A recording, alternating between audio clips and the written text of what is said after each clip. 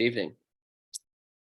Welcome to one and all. Welcome back to Harvard Hillel's online speaker series. It's been hybrid the last couple of weeks, both in person at Harvard Hillel and also online. We're pleased to welcome someone who couldn't be here in person, Lian Najami, who's in the UK. I also would like this evening to welcome you to the Brachman Family Initiative. We want to acknowledge the generosity of the Brachman family of Columbus, Ohio, in sponsoring this event. And specifically, we're grateful to Marome, class of 58, Judith, class of 60, Livia, class of 84, Sarai, class of 86, and Shael, class of 90. The Brachman Family Initiative helps Harvard Hillel fulfill one of our essential objectives, and that is increasing understanding and amity regarding Israel here at Harvard through programs featuring engaging aspects and compelling leaders in Israel's multifaceted culture and society. Lian Najami, our guest, is certainly one such leader, and we are thrilled to have her with us this evening. She's the first Arab-Israeli Rhodes Scholar. She's an inclusion advocate and the youngest member on 2 executive boards of Israeli NGOs, Mabat and 50/50 Startups. She was featured at the 2016 Forbes 30 Under 30 Summit in Israel for her leadership role within the Arab community and served in the US Senate as a Lantos Congressional Fellow in 2017. Lian has completed 2 master's degrees at the University of Oxford, one in comparative social policy, and also a master's of public policy at the Blavatnik School of Government. She's been awarded the Policy Leaders Fellowship at the European University Institute and recently completed her City Diplomacy Fellowship at the Haifa municipality. Lian, thank you so much for joining us this evening. Thank you, Rabbi Dani, for the wonderful introduction and for welcoming me to speak to all of our guests here. I can see the numbers just rising, so I just wanted to kind of say thank you to everyone who's joining and taking the time. And I really do hope that you will find this session enlightening, offer you an opportunity to learn more about Israel from a perspective of a non-Jew who's living in a Jewish state, and just have that open, honest conversations together about issues that oftentimes may not be on our radars. So I do want to also kind of extend the gratitude as well to our sponsors for today's event and for allowing for this platform to exist, for us to bring the different diverse voices of Israel. Wonderful. That is very generous. For those of you who are new to our program, we'll have an opportunity for Q&A from you, our audience. In order to ask a question, there's a Q&A icon at the bottom of your screen. So just click on that and then you can type in your question there. When we get to the Q&A later this evening, we will promote you so you can then turn on your camera and audio and ask your question directly to Lian. In order to do so, you can't ask your question anonymously, so that is an option. So I'll ask you to just make sure you ask it by name. And please only ask a question if you're willing to come on to ask the question directly. We want to do our best to make this as personal as possible. I also want to thank Sophia Bookstein, a wonderful student senior who's helping behind the scenes with some of the tech. Thank you, Sophia. So Lian, I want to begin. Just can you tell us a bit about your background, your upbringing within Israel, and sort of what led you to eventually become a Rhodes Scholar, and then what you're up to today? Yeah, no, of course. For me personally, like every time I look back at my life and just kind of like where I've ended up when it came to inclusion advocacy, I just get reminded of growing up in Enayam Wadi Jmal, which within Haifa, this is a neighborhood that's located at the south part of Haifa, just by the sea. And by the name as well in Hebrew, to all those that speak Hebrew, they would know that Enayam would mean eye of the sea. And so it's kind of like within its location in terms of name. And then the Arabic version of the name of the neighborhood is Wadi Jmal. And for me personally, living in that neighborhood, which comprised of about 50-50 Jews and Arabs, and it was just organically kind of developed as such, and it still continues to develop with the diverse demographic and true representation of Israeli society within this very tight, close 2,000 resident neighborhood. I think that had a lot to do with my upbringing and kind of my outlook towards life in Israel, life as a minority within Israel as well, and the true meaning of what inclusion and shared existence actually mean. And the reason I say shared existence is because I truly do believe that, when we're coexisting, which is often the word that's used, we're like this, whereas we should really be focusing on sharing our existence rather than just living side by side. And so personally, that's kind of been a major part of my life growing up. But then the other one was obviously kind of just the essence of belonging to different minority groups. And I always like to kind of use, a diamond shape and explain that I belong to 4 different minority groups within Israel, be it a woman, which I do know that statistically speaking, women are the majority on this planet, and they've given birth to the other kind of statistics when it comes to men, but at the same time, it's sad to see that they are still being kind of considered and treated, and often in certain societies as well, as a minority. And for me personally, coming from an Arab background, from a Muslim family as well, like that just kind of adds up to, the other type of minority groups that I belong to. And then last but not least is really having a disability, being a disabled person, of growing up with a neurodegenerative disease in my muscles and nerve system that started at the age of 12 years old. I think for me, all of that kind of coming together into who I am today and the different identities. And also it showed me the fluidity that comes with identity, because we're so fixated on always, saying I'm X, Y, and Z, and not realizing that our identities can fluctuate. And every now and then we can take a different or advocate for a specific part of our identity. So I think just growing up with those in mind from a very young age as well has made me a bit more aware of certain things that were happening, be it within our society, and kind of even going within the Arab society and kind of considering what does it mean to be a part of a minority. I think that was one of the major, I would say, drivers to understanding social inclusion, to want to learn more about it, to going on to volunteering at my community center from a very young age for about 10 years, and kind of being involved in a lot of shared existence activity just because of the nature of our neighborhood. So it's not like we were, shouting, hey, we're doing like a shared existence projects. We were just like, we're doing an X project. And it just happened that because of the diverse resident population that we had, it ended up actually being a shared existence. So I think kind of just all of these aspects as they went on, and then later on, I've decided, I'm very passionate about like political space and social policy, and just in general, like how do we design and figure out a way to promote an inclusive society.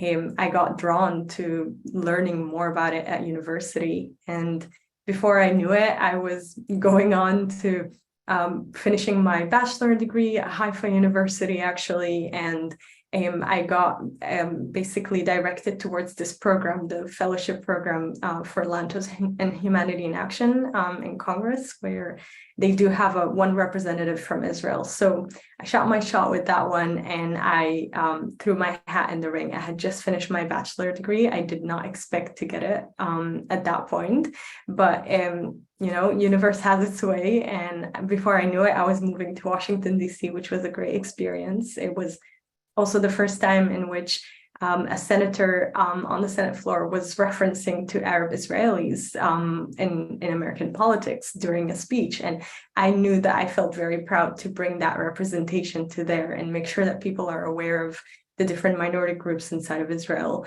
And I think, same thing towards the end of my time in Washington, a friend of mine had sent me the Rhodes Scholarship, which I've known about before. I've met with Rhodes Scholars through different activities, and I was fascinated by that program. but it was never open to Israeli constituencies, and they had just opened it. So I was like, I have to apply. I have to basically find a way to put my name there and advocate for myself to be able to enter and continue and be somewhat of a in a place to represent my community, and later on as well get the education. And so for me, that was kind of the path that really took me of as cliche as it may sound, like obviously Steve Jobs said it best, and that is you're always only able to connect, like when you look back, you're able to connect the dots. And I think that was the best way for me to describe it. It was never an intention from the get-go that this is where I want to go, because we never knew it was even possibility. For example, when it comes to the Rhodes Scholarship, or even attending Oxford University for that matter, this is something I'm still like have to remind myself, hey, like I got 2 degrees from Oxford, and that's not something to dismiss. But at the same time, what always kind of kept me going, especially in those times, was the saying that it's never going to be, as we say, oh, the first Arab-Israeli Rhodes Scholar, it's all great, but if there's no second and third and fourth, then there's no point in being first.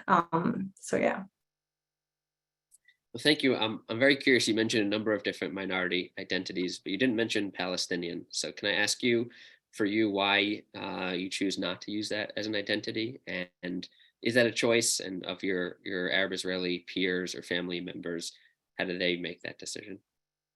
Yeah, so basically when it comes to identity, as I said, because it's something that's very fluid, I've always seen myself as an Arab Israeli. When I look at my kind of upbringing, when I look at my the future of the Arab society within inside of Israel, and the sense of belonging to a state in that sense, where I do feel Arabs, should have a space within Israel, be it from a like society, social, economical, and political participation within the state of Israel. And so from my end, I've always seen myself as Israeli, and I've always wanted a future in which Israel is the state of all its citizens, both Jewish and non-Jewish citizens, because at the end of the day, it's 25% of Israelis. And that is a huge number. That's a huge minority when you think about it. And to not truly have a representation of kind of that identity is a bit, from my personal opinion, is not something I'm comfortable with. And so it's really come from my perspective as a way of declaring this intention and advocacy towards an inclusive society within Israel.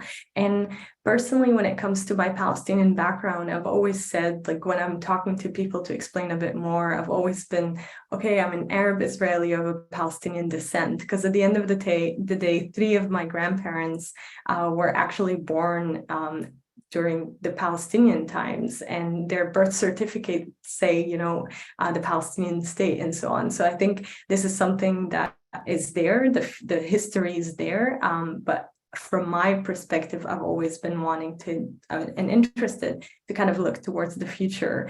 And then my other thing that I'd like to probably mention is just from what we're seeing and how things are being kind of perceived by the global world as well. Whenever you use the words Israeli or Palestinian, I've just personally never felt comfortable claiming a Palestinian identity on its own without explaining the kind of the entirety of my origins, or my kind of my base and my home, because people will often tend to basically think that I've gone through the hardships that a Palestinian would go through, that I've gone through, going through checkpoints or living in the West Bank. And that's something that I've never experienced. I've had a very good upbringing in Haifa, in a mixed city with a majority of a Jewish population. And I just never felt comfortable to be claiming that identity in that sense.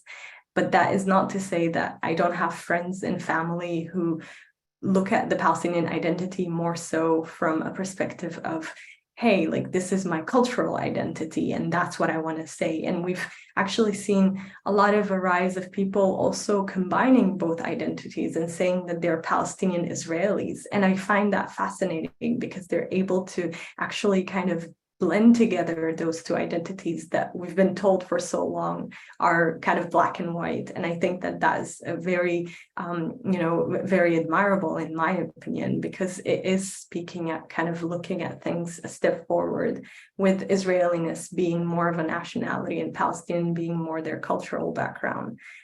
But yeah, I think, again, it goes back to this idea where I can sit today and say this, but a few years down the line, a few months, that identity being fluid is something I'm very much aware of. And I know that I've gone through stages of my life as well where I've changed the way I've identified.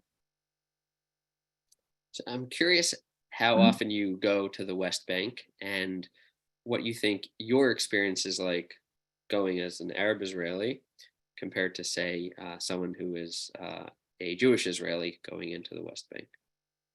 Yeah, so from my point, I'll start off by saying that I wouldn't really know fully what would the experience of a Jewish person be going to the West Bank, just because I personally haven't also gone with a Jewish person and be able to delve deep into that experience. The last time I was in the West Bank was 5 years ago, when I went there to actually buy my wedding dress from there, to be honest. So it was a great experience to just be able to be there and be able to represent and kind of wear a more Palestinian traditional dress. And so for me, that was kind of the last time I was there, because every time I fly back, one need to remember that my home is Haifa. And so whenever I fly back home, that's where I go. And with geography and everything, like Haifa is up more in the north. And so from my perspective, every time I've gone to the West Bank or to any different Palestinian territories, it's always been a welcoming experience, in the sense that I speak the language. I am Arab at the end of the day, and we have that to unify us. I've not really gone there with specific kind of like political agendas or anything like that. I've always gone there to just see what's going, be able to connect. We have family as well who live in the West Bank, so being able to kind of understand their lived experiences.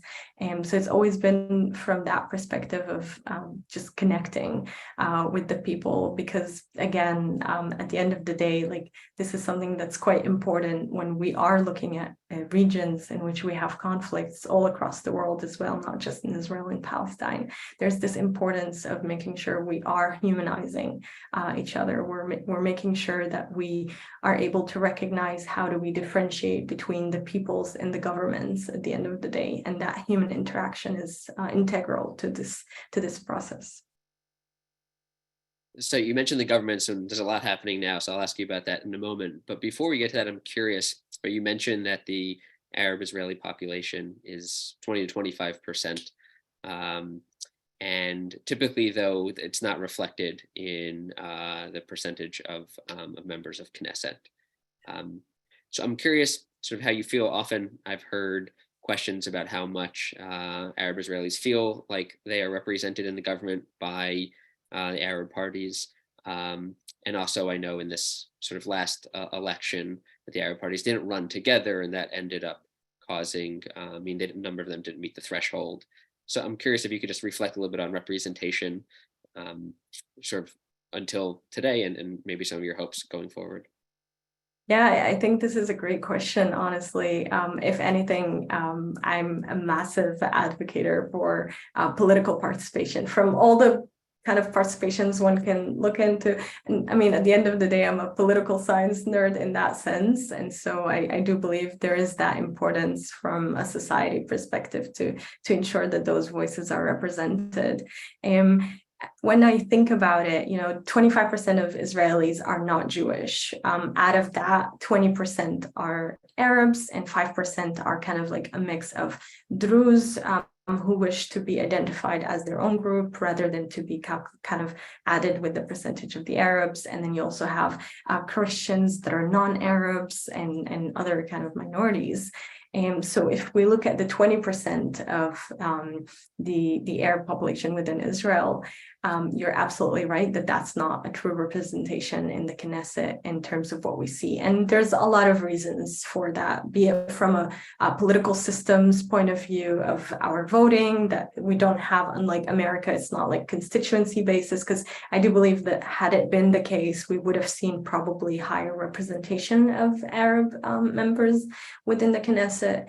But I think the major kind of part when it comes to what do we mean actually by representation and what interests are we seeing being represented, because the notion across the population, and of course I can speak my own personal views and reflect on that and share it, and at the same time there's kind of the more consensus, I would say, in that sense among the population.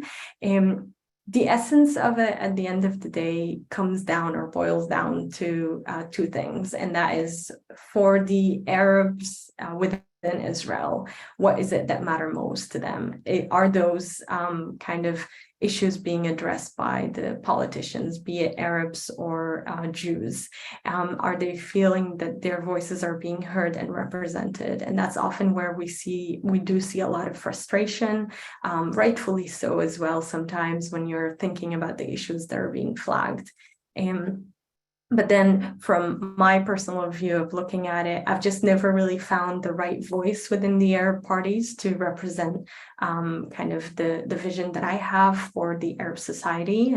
And so it comes from that kind of understanding that, okay, how can I find an alignment between what I want and the issues and the political / social policy issues that I care most about? And is there someone in the Knesset, or is there someone in the political parties, the Arab political parties, that is representing this? And I must say as well that I'm very happy to see sometimes that we have Arab representatives in other parties that are not majority Arabs, because it still allows for that connection to take place.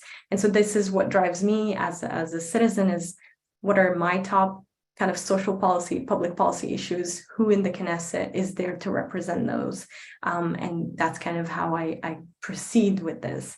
However, from a different perspective on that issue that you mentioned, with the Arab parties deciding to not run together versus run together in previous times, I think one needs to remember two things, right? The first thing is, the Arab parties deciding to run together a few years ago was a decision that was more so imposed on them because of the threshold for entering the Knesset that Lieberman had pushed. And so that led to the fact that Arab parties realized they either unite together and make sure that there is a true representation in the Knesset, or only one party makes it and the rest is distilled. And this is where it does show great leadership, in the sense that they all knew uniting is going to be hard, because we're talking about people who have very, very, very different political kind of values, political agendas. And so like almost on the other ends of the spectrum, deciding that they wanted to sit together for that unified mission and vision of ensuring that the Arab voice is not being silenced. So I do admire that kind of vision behind the unification, but it did come to show, hence why we saw them split, that it's quite hard when you're even trying to decide what does that party gonna be pushing, what is it going to be leading? And so that showed itself, I would say, kind of from internal politics that took place as well. And so they've decided to kind of distill back into different separate parties and gain that support and ensure that they stick to their political values. But I think even when I have those in mind, I will say personally that with the recent, the previous elections, where we did see the breaking of the political taboo of true Arab representation within coalition, not just within the Knesset, has truly been a great opportunity for us to see this hope and this true, I would say, work towards a proper integration of Arabs within a coalition. Because up until then, I was quite saddened whenever I wasn't able to see those efforts or any kind of mitigations toward true representation within the coalition. Because we can sit here and say there is obviously room and space for both within coalition and opposition. But at the end of the day, I do feel like oftentimes within coalition, you're also able and you're given and empowered to maybe push more things. And so it's very important to not kind of, put a blind eye to that and kind of acknowledge that that was a great step. Now, obviously, political views aside, sometimes we're not aligned in that sense, but I was still very happy to see this taking place, because it must have been a very brave decision to make, but it's one that for future generations, Arab generations within the country as well, will hopefully benefit from it and be able to participate more fully in the political sphere. So I'm curious, I think in the last coalition, which was very diverse in general, not just how the Arab parties came together, but various different parties, a lot of people felt betrayed, right? So certainly Naftali Bennett, who's the prime minister, right, his core support felt like he had betrayed some of their values. And from what I've read or heard also, that many Arabs also felt betrayed by their own representatives. And some of the clashes that then came about within Israeli society and in cities like Lod may have been a result of the sense of people feeling like they weren't actually represented in government. So I'm curious, from your perspective, there was a certain beauty that emerged from this very diverse coalition, but did it come at kind of the sacrifice of true representation? And then a follow-on question is, how do you think about the clashes that did happen within Israeli society, which really, I think, rose to a level of violence between Arab and Jewish citizens in kind of the highest level, perhaps since '67? Yeah, no, and you're touching on a very important point, I think, and even in the history of Israel as we look at it. And I think for the first one, there's probably maybe a distinction I'd prefer to make when it comes to kind of the representation versus having your voices being heard and ensuring that you have that kind of actioning.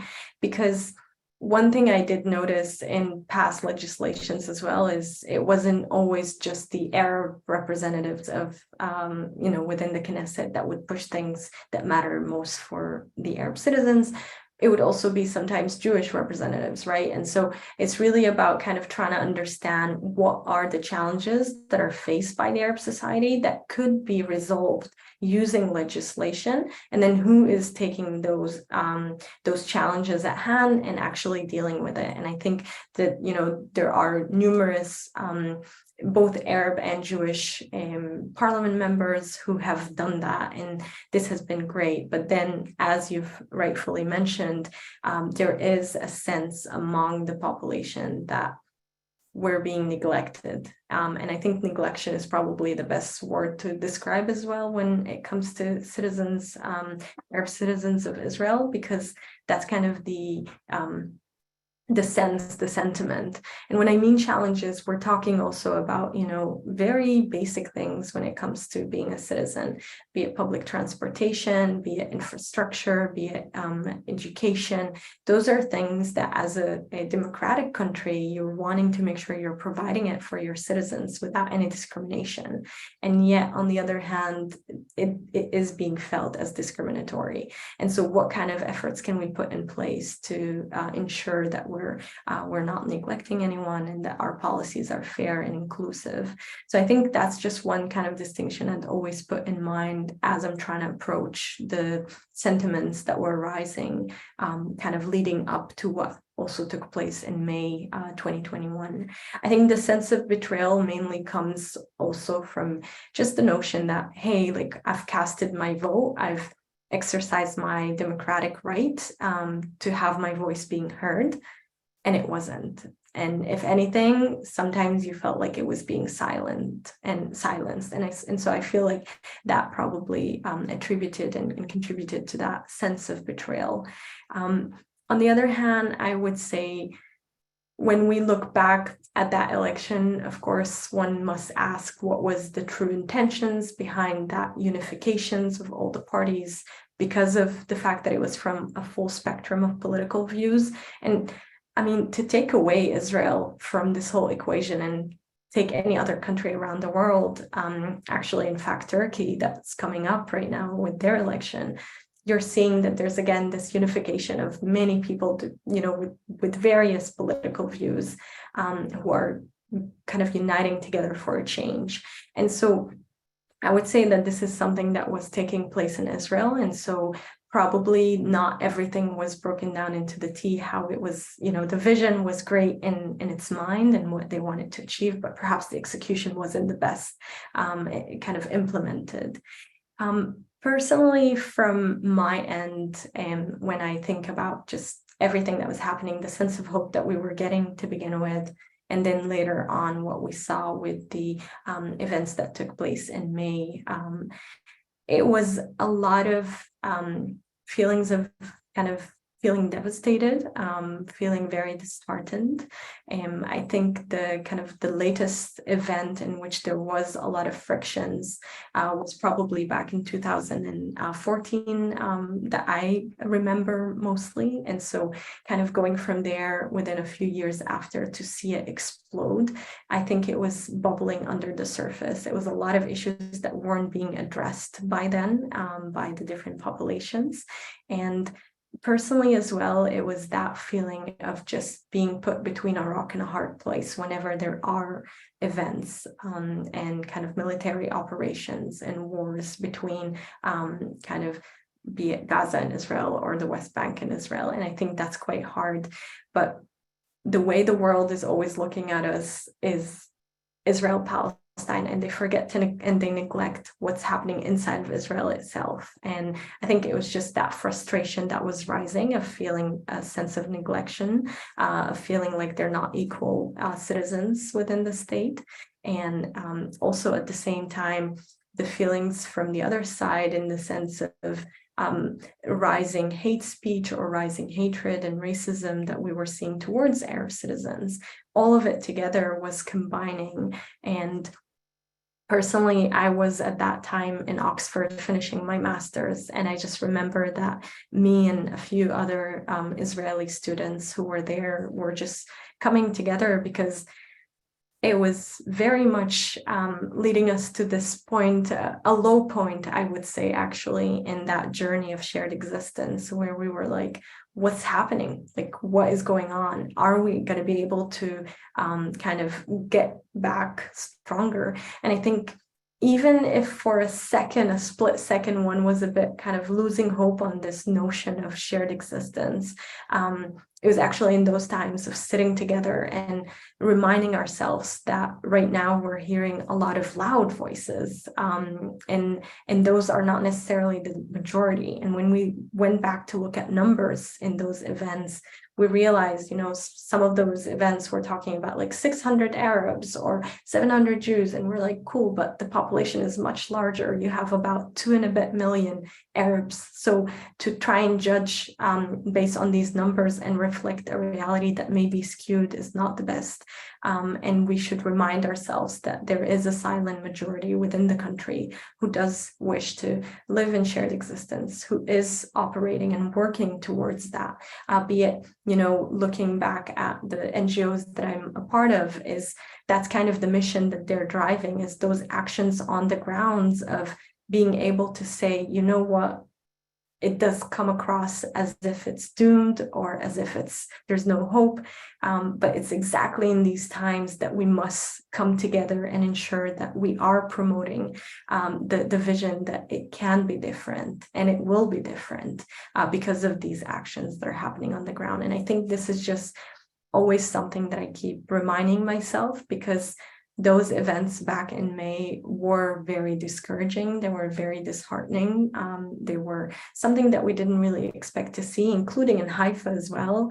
And so it was sad, but at the same time, it was just constantly reminding yourself that, hold on a second, like, I know everyone there. I know my people. I know, and by my people, I don't mean just the Arab people, the Jewish people and the Arab people that I grew up with, the people that I work with, the people that I socialize with.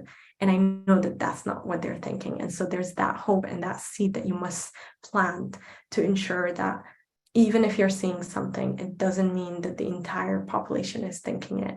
And it's actually in those moments that one must continue on to believe that it can be done differently, and it should be done, and it will, of course. So I think even as I watch everything that's happening right now back home, this is, again, a moment in our history as a state that we can leverage to ensure that it's going to be directing us and pointing the direction towards a more inclusive society moving forward. So thank you. We'll move to audience Q&A shortly. We got questions coming in. I'll remind the audience that we'll be taking your questions in a minute. If you want to ask a question, there's a Q&A icon bottom of your screen. Just click on that, type in your question by name. And then if we select your question, we will promote you so you can become a panelist, turn on your audio and video, and ask on your question directly.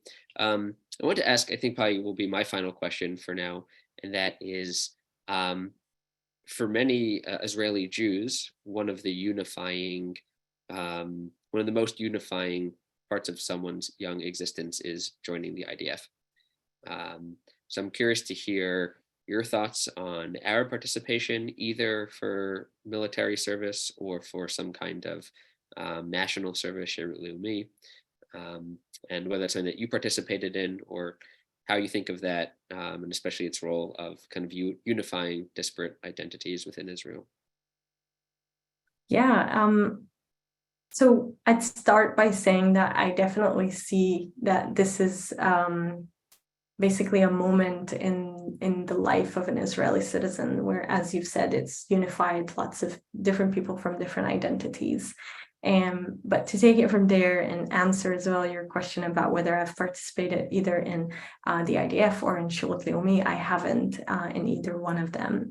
And I think my perspective as towards the participation in general within the IDF, one thing that one needs to remember is obviously this decision was one alongside with the kind of Israeli leadership and so on back in the days, because of the understanding and the acknowledgement that at the end of the day, our families exist all across, be it in the West Bank, Gaza, Lebanon, Syria, Jordan, and so on. And it's quite hard to have these expectations as well from Arabs within the borders of Israel, I think.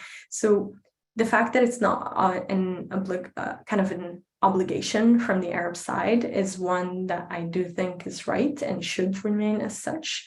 I think one of the other things worth noting would be that for those Arabs that do decide to enlist in the army, in the IDF, they do face a lot of, I would say, kind of that concept of being between a rock and a hard place, where they're being a little bit isolated from the Arab society and seen as traitors for deciding to join the IDF. And then on the other hand, some people from within the IDF are questioning why they've enlisted to begin with, because they're like, you don't have to, why are you choosing to? Are you coming here to spy on us or this or that? And so there's a lot of demoralization as well from that perspective that one needs to keep in mind. And so I think because of all these circumstances about the IDF, the idea of creating Sherut Leumi was good in its inception. However, when it comes to actually trying to design it, I believe it could be redesigned to better accommodate the populations it really truly wants to address and serve. And so when you think about Sherut Leumi, it really kind of came towards also the more ultra-Orthodox Jews and the Arab community. But these are two communities that are very different. And I don't believe that having one program to kind of serve both of them has been in the right interest of either. And so perhaps coming up with another program to ensure that we do have this voluntary and this way of kind of contributing. And because at the end of the day, I mean, even with Sherut Leumi, you're contributing to your own society, be it in the villages you're living, in hospitals, serving your people and so on. So I think this is something that we need to keep in mind, is perhaps creating a different program for the Arab society, because the main other things are the linguistics that are used to describe the program. And with the word li'umi, which is watani in Arabic, and that is actually, by the way, like the name of the anthem, the Palestinian anthem. So I think it's quite a tricky kind of linguistic choice. So maybe coming up with a different program with a different kind of prospects, and making sure that it's adapted towards the Arab society, rather than just fitting them within another program that was destined towards a different part of the population would be better. I do agree it should be an opportunity for Arabs to participate and a way to contribute back, but it doesn't need to be through the IDF necessarily. Lian, thank you so much for answering my questions so thoughtfully. We're going to turn to our audience now. And first up is Deborah Weber from Harvard Medical School. And Deborah, you should be able to unmute yourself and ask your question directly. Hi. Thank you so much for your presentation. And I loved hearing about your neighborhood in Haifa. I wish they were all like that. The question that I have for you is about the nation state law, which was passed a few years ago, and how you feel about that. My understanding is that it essentially makes you a second-class citizen, although you are a citizen. No, thank you for bringing it up. I think that just looking back as well, when it passed, and also seeing a little bit of it being implemented like live in Israel, as simple as it was, even with like just the names of streets or any directions where suddenly Arabic was no longer on them, has been a bit shocking, because at the end of the day, when you look at some of the main issues of the national kind of law that the nation law that they were trying to push, they already existed, be it with the right of return and other things. So there was really no essence at the end of the day, in my opinion, for that law to be pushed in that in that set of basically laws, that it was trying to achieve anything that we didn't already have. The idea that Israel is a Jewish state is something that we know, is something that's written back in the independence as well. So, it's written there as Israel is the democratic and, a Jewish and democratic state. So suddenly we felt like the nation law was basically stripping away that other section of what Israel is. And so, for me personally, I didn't think it was really bringing us any kind of additions from a perspective of any benefits or gains. And then at the same time, it was mainly actually taking away and stripping away any potential opportunities for us to further work towards inclusivity. And so, yeah, I mean, and in general, when it comes to citizens, there's many different legislations or different when it comes to like infrastructures or building new neighborhoods and new cities. This is a place where a lot of Arabs do feel still like a second-class citizen.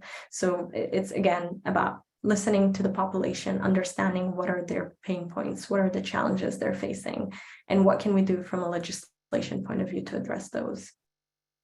Thank you. Deborah, thanks so much for joining and asking your question.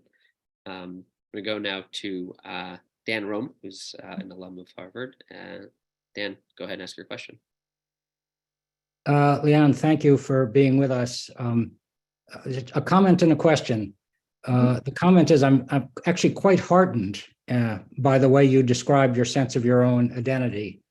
My wife and I are quite involved with the hand-in-hand schools in Israel, which teach Jewish and Arab children together in a single school, bilingual, bicultural. There's one in Haifa. You may be familiar with it.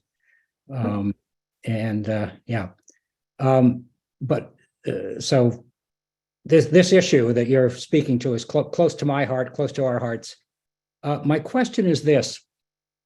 When you visit in Arab communities within Israel, which are not quite like the Arab community of Haifa in that sense of living so closely side by side with Jews, what do you see or feel there? Does that community feel different to you, given their relative geographic isolation from day-to-day interaction with Jewish Israelis?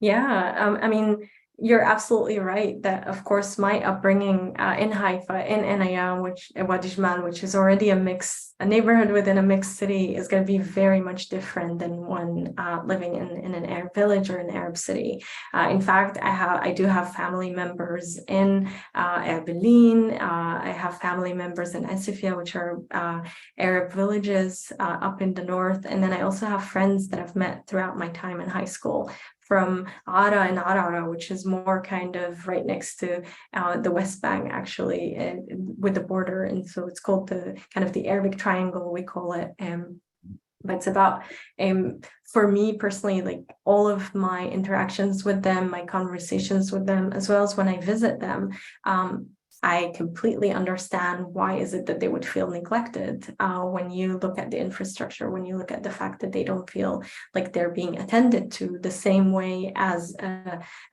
for example, a more Jewish, I would say kind of a majority Jewish community that is just next to them. And so the best example as well would be Fradis and Zichron Yaakov in Israel that are side by side being separated by just one street, intercity street, and yet they seem like they are years apart in the development of the space. And so a lot of it would come from that sense of just being like, hey, we look around us and our environment is telling us that we're not being counted as, or we're not being seen as equal. And so I think that is a very legitimate, concerns. Those are very legitimate feelings as well. I think the isolation on the kind of the geographical isolation combined with how the interaction with the Jewish population is, it very depends, because at the end of the day, when you're thinking about everyone up until university, they wouldn't have as many interactions with the others, so to speak, from both sides as well, from majority Jewish kind of cities as well. They wouldn't really interact with Arab Israelis until they come to the university. And so that's why that space is so important to be able to allow for them to discuss and learn about each other. But my main thing that I would say is, even though we wait until universities before we actually meet, at the end of the day, in your day-to-day in the north, a lot of them would come to Haifa, or those that are in the Arab Triangle, that's kind of between Tel Aviv and the center of Israel and the West Bank. They would oftentimes find themselves coming to the center to work. So there is that daily interaction. It will depend, because sometimes you will see that people may not feel as comfortable to speak in Arabic, and that is very sad, because they think that someone may think that they're speaking badly, or they may be stereotyped based on kind of the language. And it's such a shame, because Arabic is such a beautiful language. And so I myself can say that I've had instances during war times where you would be a bit scared of speaking it, just in case, because you don't want anyone to do any lynch or anything. And that is a shame. That is kind of a security, personal safety issues. And so that would be kind of these instances. It's just the challenges that are very much legitimate from the Arab society when they think about themselves and how they feel like maybe their safety is not something that's a top priority for legislators or policymakers, or at the same time, kind of just their on kind of day-to-day life as citizens, where they feel like they're not being regarded. Just briefly for clarity, by inference, you're saying that your experience and the experience of Arabs in the Haifa community is not one of the same degree of inequity and distance as in the villages? Yes, I mean, when you think about just the simple facts of me growing up in Haifa and having access to 3 top hospitals within, a 10-minute ride, compared to someone who's living up in the north and in the periphery. And of course, this is something that's shared not just by the Arab communities, but also by the communities that are living in the periphery. But then even when you come to dissect between those communities that are located in the periphery, one is more Arab majority, the other is a Jewish majority, you do see discrepancies over there that need to be addressed in order for us to proceed to get that alignment and kind of calibration towards the sense of equality and the sense of not feeling neglected. Great, thank you. Thank you. Dan, thank you so much for joining. We're going to turn now to Sherman Teichmann, who's the founding director of the Institute for Global Leadership at Tufts and also has been a fellow at Harvard Kennedy School and a mentor to Amitai Abuzaglu, who's a great Harvard alum who's done some peace building work. Sherman, thanks so much for joining us, and please go ahead and unmute yourself and ask your question. Thank you very much. Lian, what a great pleasure to hear you and to know of you. Your participation in 50/50 is a perfect example of the kind of overture that might make sense to explain to the audience, where civil society has a role to play in the kind of integration that you are desiring. I think we all desire. My question to you is how your sense of neglect might have been heightened by the type of, ironically, heightened by the types of demonstrations that are going on right now. I happen to have been in Tel Aviv for one of the demonstrations. The Israeli flag is omnipresent with its Star of David. The identity is very overt and clear. I was carrying a sign of Combatants for Peace. It was one of the few signs that had any Arabic written on it. And Israeli Arabs in the context of Israeli democracy was not really mentioned. And so it's an ironic time where Israeli civil society is so mobilized. But as you've indicated at the very beginning, 25% of the population seems to be so remarkably excluded. I'm wondering how we can change that, and if there are any undercurrents or ways in which you can encourage that occurring. Thank you so much for your question and for flagging this and for attending, of course, again. And I absolutely agree with your first notion as well about the 50/50 or startups work as an NGO within kind of the sphere of understanding our duties. Both from how do we actually promote, I would say, a different future and change the status quo in our region.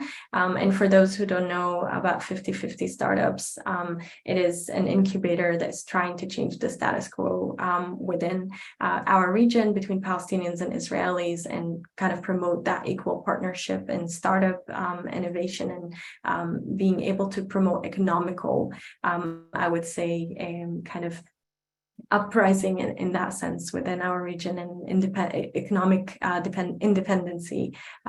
So this is in general, just, feel free to, of course, reach out to me on that if you want to learn more or visit their website. But I think to answer your question on the sense of the demonstrations, I completely agree that this is not just a sentiment of yours that the 25% of the Israeli society has been excluded.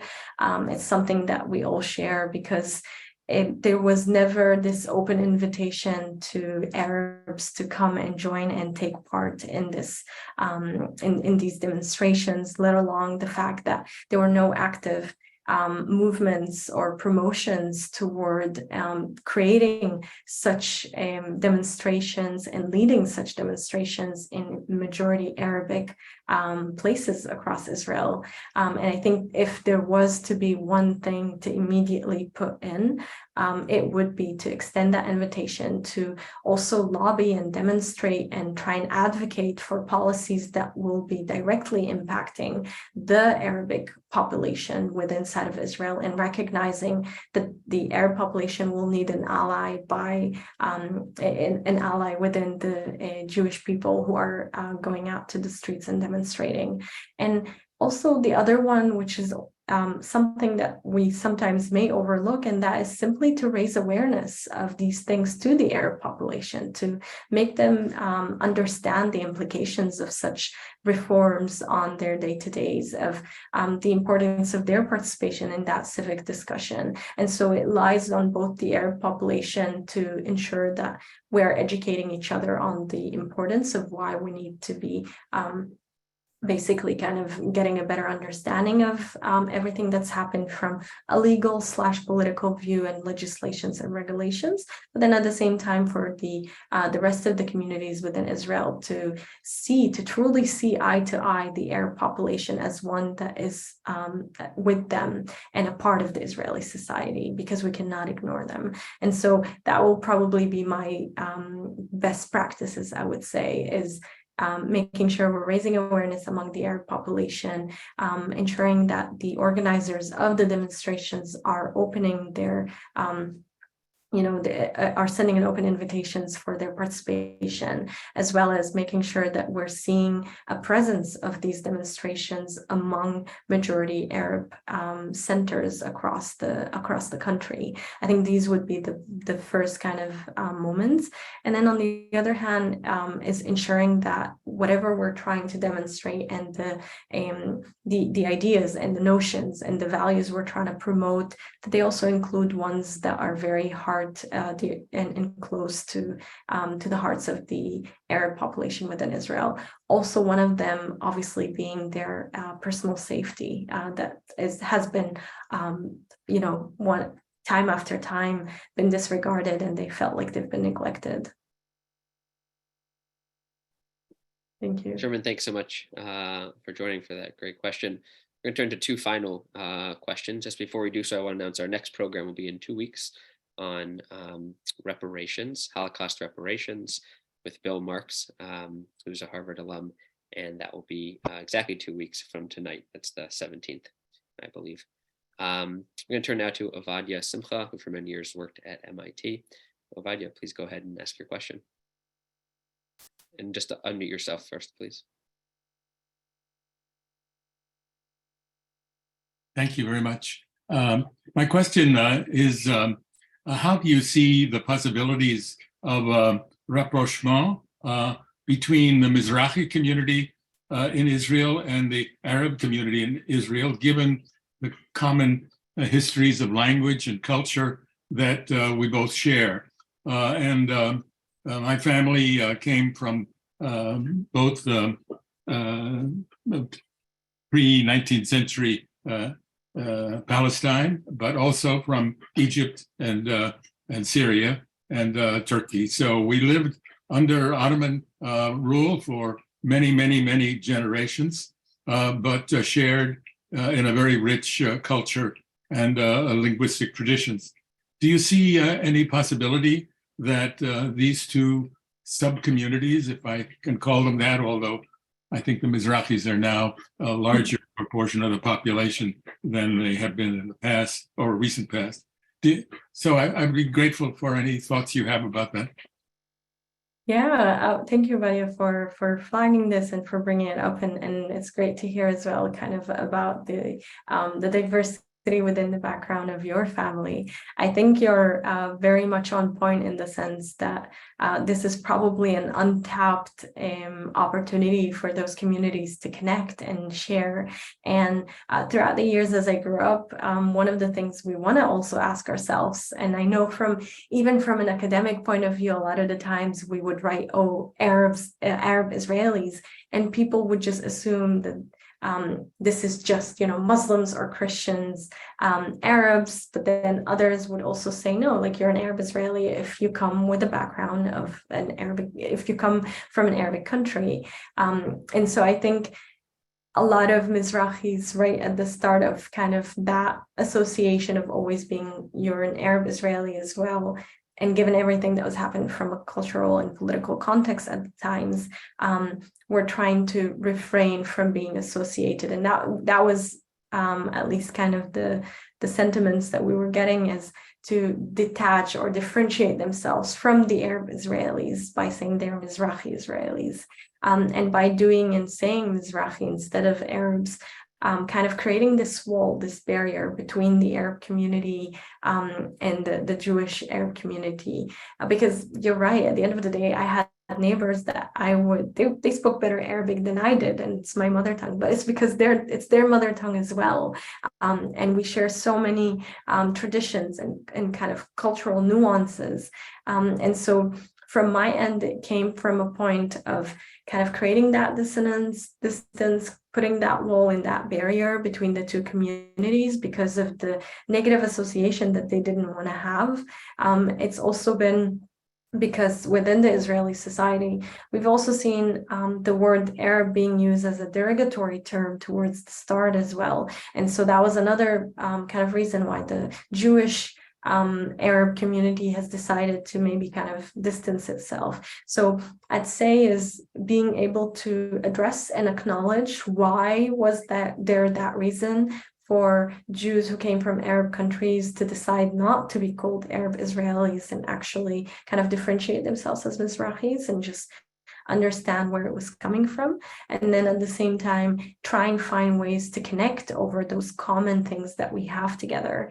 I think it is when I look back into friends that I have and the common things that we have, you understand that your focus should always be on your commonality and to celebrate what you have in common rather than to fixate on what is it that differentiates you.